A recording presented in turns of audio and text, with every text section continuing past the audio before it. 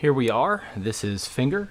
Boy, Kate, I'm here to defeat Shrine Guardian in 4 turns without the use of allies. I did use a ballen dagger on Billy, which is required for this clear. So this is an RNG clear. It is not a stable clear.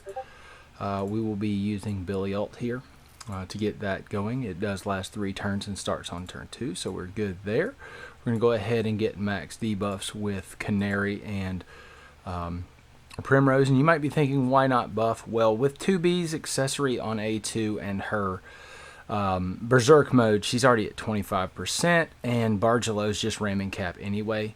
And the buff won't hit Sonia, so there's no reason at all to actually buff here. I get more just by debuffing the enemy and giving everyone 15%. You know, not 15% more damage, but you know, the debuff is 15% more. And it works out better that way in this short of a fight. That's not always the case, but based on my whale accessories, it is the case. Based on that. Alright, so here we have capped off the BP. We will use give the signal ×2, which will allow it to go through the full break. We need 6 hits here. We want to ult here. And we want to max triple dagger here, not for damage, but because we need to charge the ult, because we want to use her ult on the next turn. Before I forget, I need to go ahead and use Solin's ult on turn 2. Just because I want to be not only efficient, but I also want to use a pet on each turn. So this will get me the proper amount of breaks to break with Canary ult, which will power up the team here. Nona A4 here is giving Bargello enough BP to double max Perseverante, and then we are using Mafa on A2 to double max Triple Edge. Combining all this together with a lot of dagger res down on break, dagger damage up from Falco, all of the above, just an overall. We're using Lend here. It's not necessarily required to hit cap for Bargello, but it does make it easier, so we definitely will do that. And then this will pretty much guarantee it. The next thing is to get the next 10%, because we only have 15% dagger. We're only going to get to 25%. I could Malilitioso, or however that's pronounced, on Bargello, but there's just no action economy for that, so we'll have to forgo that 5%, even though this team can cap out at 30%. So here we go. This should pop some pretty big damage, and then we'll get even bigger damage on the 4th turn with Solon ult being a higher percentage onto A2. But I can't really go for the double Solon ult here because I need the extra BP on A2, and I need Bargello to also double max. With this setup, we definitely hit the damage we need there. So the next thing to do is to ult onto A2. Then we're going to go ahead and use the pet. We're going to make sure we set our attack back to triple edge.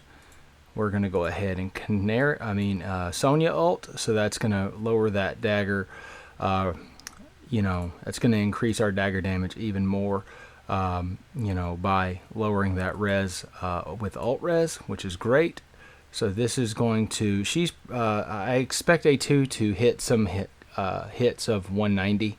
189, 999, and I expect Bargello to again cap at 345, and this should finish it off with not a lot of overkill. It should be pretty close, but we are on pace to kill, as we are. Looks like we're exactly at halfway, or maybe just below.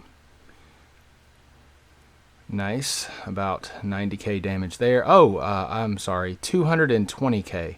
I forgot about Bargello's buff giving me 30 more K. So we definitely massacred it there. A huge difference in just getting Nona A4 onto Bargello to make that trivial.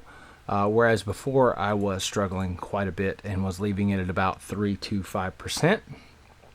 This is absolutely wonderful to finally get this done in 4 turns with no allies. Definitely doable in the past with you know, with the use of allies.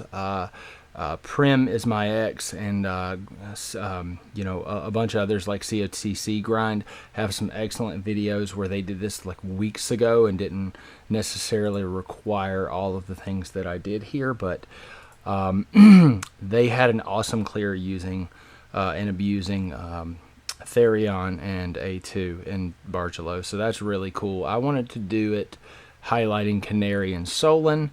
This is my version of it. Here you see I'm using 2B goggles and I'm getting 20k extra cap on A2 because we need a little bit extra damage. We're using Nona A4, which is 80p attack and BP region for 3 turns. We have Cuffs of the Family, which is of course Bargello A4. This is just for HP, and then Orly's Pendant is really just, you know, it usually burns off a shield, but the Guardian's actually immune, so it doesn't do anything, but I don't really have anything better to do with Primrose. Really, she's just there for her debuff and then her ult, so whatever. We do have Canary A4 and Yanlong A4 here, which is 25% P-Def down on break and 15% dagger down on break, which is amazing. Here we just have some backpack A4s, you know, Hammy and, you know, an SP region. That's not an A4, but I think that might be one of the 4-star A4s, actually. And then we have Roland A4 to get that 15% swapping bonus since she will not be getting the ult. So that gives her some buff there. She does get Canary ult, but obviously not Solon.